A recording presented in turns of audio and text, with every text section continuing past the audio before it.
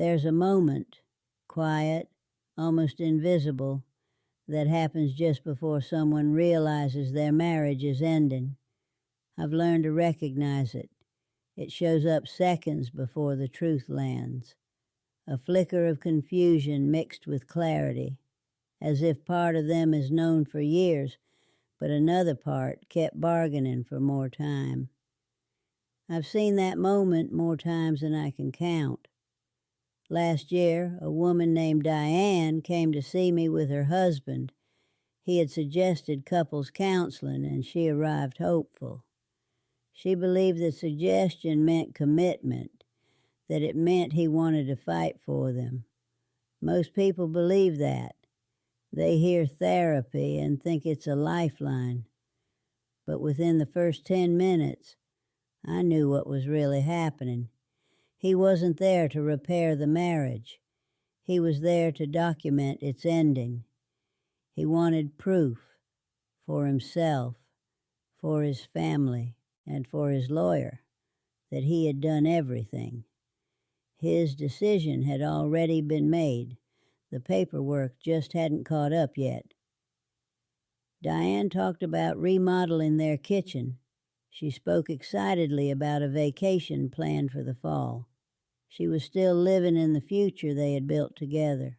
Her husband sat beside her, quiet in a very specific way. Not angry, not defensive, just absent. I've come to recognize that stillness as someone whose body is present, but whose heart has already moved out. About halfway through the session it happened. Diane stopped mid-sentence. She turned toward him and said his name, not as a statement, but as a question. And in that pause, everything clicked. You could see it on her face. And the moment the story she'd been telling herself finally collapsed under the weight of what she already knew. I'm telling you this because there's something you need to understand, and most people don't realize it until it's too late. By the time many couples walk into a therapist's office, the marriage is already on life support. One partner, or sometimes both, has quietly decided it's over. They may not have said the words yet. They may not even consciously admit it. But emotionally, the decision has been made. Research shows couples wait an average of 6 years after serious problems begin before they seek help. 6 years of resentment stacking up. 6 years of unmet needs going unspoken. 6 years of small injuries that never healed, slowly turning into scar tissue. And scar tissue doesn't bend easily. I don't want that to be your story. And I don't want you sitting in a room one day, realizing the ending arrived, long before you notice the beginning of the decay. That's why I'm going to show you how to recognize the signs of a dying marriage, while there is still time to interrupt the pattern, not just mourn it. To do that, we need to talk about the man who fundamentally changed how we understand why relationships fail. His name is John Gottman. In the 1980s, he began studying couples at the University of Washington in what became known as the Love Lab. What he discovered wasn't based on opinions or therapy talk. It was data. And what that data revealed was both unsettling and incredibly precise. At first glance, the place looked ordinary, just a small apartment. Nothing about it suggested history would be made there. But hidden in the walls were cameras and sensors quietly recording everything that mattered. Heart rate, blood pressure, facial micro-expressions, even the exact language couples used when they disagreed. Gottman would invite couples in and ask them to talk about a real conflict in their relationship, not something theoretical, something unresolved. Then his team did something most researchers never attempt. They followed those same couples for years, sometimes decades, tracking who stayed together and who eventually divorced. What emerged from that data changed relationship science forever. Divorce isn't random, it's patterned. Marriages don't fall apart by accident. They follow specific, repeatable, measurable behaviors, and those behaviors show up fast. In fact, Gottman could often predict the future of a marriage within minutes of watching a couple interact. Once you know what to look for, you start seeing these patterns everywhere. In couples sitting across from each other at restaurants, eating in silence. In the way your sister talks about her husband with a sharp edge she doesn't notice anymore. And if you're brave enough, in your own living room. The first pattern is how difficult conversations begin. Gottman called it a harsh startup, and it's one of the strongest predictors of marital failure. A harsh startup means opening a conversation with blame, sarcasm, contempt, or accusation. Here's the unsettling part. Research shows that 96% of the time, the outcome of a conversation can be predicted by its first 3 minutes. Once those opening moments go wrong, and the rest of the discussion is already on a downhill track, a harsh startup sounds like this.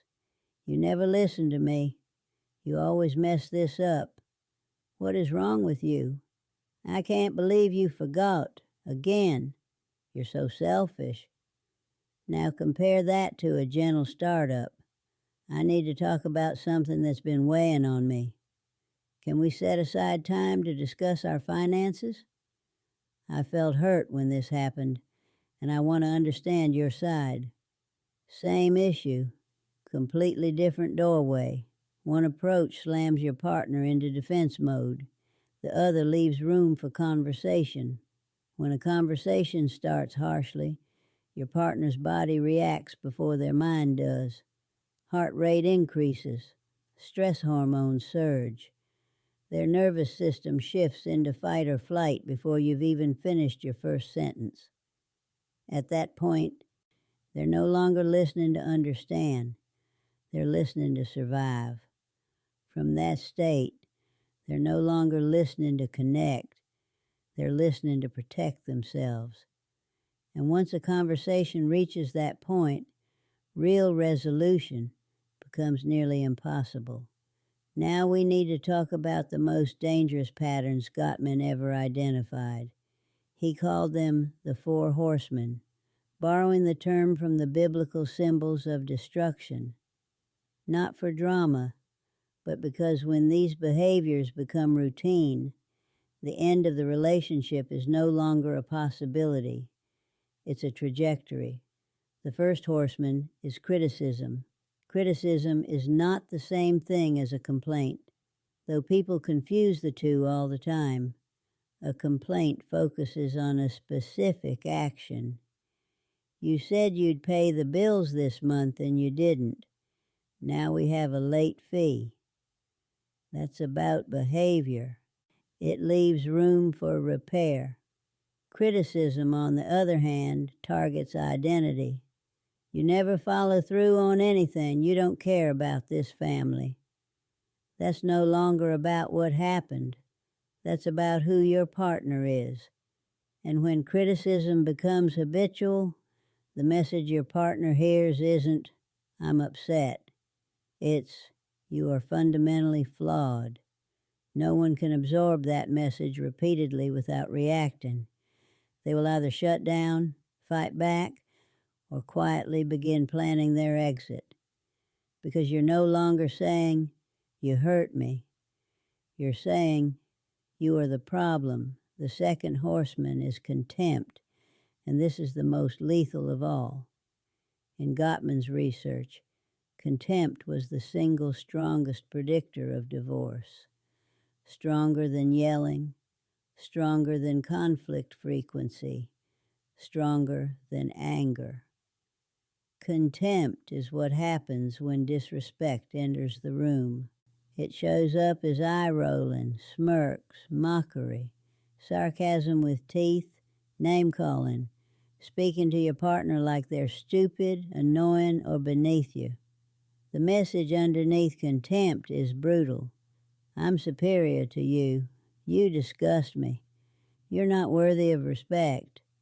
I've watched couples where one partner couldn't even mention the other without a slight curl of the lip or a tightening around the eyes.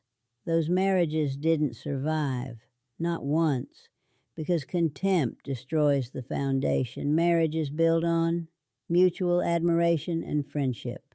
Without those, there's nothing left to repair. And here's the part most people miss. Contempt doesn't appear overnight. It grows slowly. It's fed by resentment that never gets spoken, disappointments that get swallowed, years of feeling unseen or unappreciated. By the time contempt shows up on your face, it's been living inside you for a long time. The third horseman is defensiveness. This one feels justified when you're inside it. Defensiveness is what happens when you feel accused and immediately shift into self-protection. Instead of listening, you explain, you counterattack, you redirect blame. It sounds like, I only did that because you always, well, if you didn't nag me all the time. That's not what happened. You're remembering it wrong. Even when there's some truth in what you're saying, defensiveness shuts the door on resolution because the message it sends is clear. I will not take responsibility. Talking to me about problems is pointless. Defensiveness is blame wearing a disguise. And over time, it teaches your partner that bringing issues to you only leads to frustration, not change. The fourth horseman is stonewalling. This is the final shutdown. Communication doesn't explode, it disappears. Stonewalling looks like silence, one-word answers, blank stares, walking away. Being physically present but emotionally gone. It's the moment when someone checks out completely. People don't stonewall because they don't care. They stonewall because they're overwhelmed. Their nervous system is flooded. Their heart rate is elevated. Their body has decided it's no longer safe to engage, so they retreat. But from the outside, stonewalling feels like abandonment, like indifference, like punishment. And when one partner shuts down while the other is still reaching, the emotional distance grows fast and quietly. These four patterns don't just damage marriages. They predict their ending. And the most dangerous part is this. Most couples don't realize they're using them until they become the default language of the relationship. So they shut down as a form of self-protection. Their nervous system is trying to survive the moment. But here's the cost. Stonewalling doesn't feel like self-protection to the person on the other side. It feels like abandonment. From your partner's perspective, they're reaching for you. They're trying to connect, to fix something, to feel less alone in the problem. And instead of meeting them, you've turned into a wall. Silence, where there should be engagement. Distance, where there should be effort. To them, it looks like you don't care enough to even try. And that cuts deeply. Men tend to stonewall more often than women, largely because men, on average, experience stronger physiological stress responses during conflict and become emotionally flooded faster. But this isn't a male issue. Anyone can stonewall.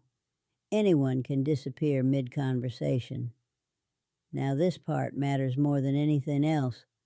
Every couple does these things sometimes. Every relationship has moments of criticism. Everyone gets defensive. Even contempt slips out on bad days. That's not what destroys marriages. What destroys them is repetition, intensity. The moment these behaviors stop being occasional and start becoming your default way of communicating. And even more important than the mistake itself is what happens after. This is where strong marriages separate from failing ones. Repair. A repair attempt is any effort to interrupt the downward spiral, any attempt to soften the moment before it turns toxic. It might be a joke that breaks the tension. A hand reached across the table, a pause followed by, "Wait, can we start over? I came in too hot." Sometimes it's simply saying, "I can see how upset you are, and I don't want us to hurt each other." In healthy marriages, repair attempts work, not because the problem magically disappears, but because both people are willing to slow down, regulate themselves, and try again. The issue can wait. The relationship comes first. In marriages that fail, repairs either never happen, or worse, they're rejected. One partner reaches out and the other shuts it down, again and again. When repair attempts consistently fail, the relationship is no longer just struggling, it's in danger. There's one more finding from Gottman's research that stays with me. The couples who remained happily married responded to each other's bids for connection about 86% of the time. Couples who eventually divorced responded only 33% of the time. A bid for connection is any attempt to say, "Are you here with me?" It can be small. "Look at that dog. Did you see what your mom posted? I had the weirdest dream." Or it can be heavy. "I'm really worried about my father. I need to talk about what happened at work." These are invitations, tiny reaches across emotional space. When you turn toward a bid, you acknowledge it. You engage. You show interest. When you turn away, you ignore it or stay distracted. When you turn against, you respond with irritation, sarcasm, or dismissal. Marriages don't usually end because of one big betrayal. They end because of hundreds of small moments where one person reached and the other wasn't there. Those moments feel small, forgettable, like they don't count, but they are everything. Every time you look up from your phone when your partner starts talking, you're making a deposit into the emotional account of your relationship. Every time you stay glued to a screen, respond with a shrug, or let their words drift past you, you're making a withdrawal. One moment doesn't matter much on its own, but years of them add up. Couples with a healthy balance can survive almost anything. They can have an ugly fight, say the wrong things, hurt each other, and still recover. Why? Because they've built reserves of goodwill, trust, a history of turning toward each other. Couples who are emotionally overdrawn don't have that cushion. For them, one bad argument can be the final straw. I watched this happen with my own granddaughter and her husband, not all at once, slowly, quietly. I watched them turn away from each other hundreds of times.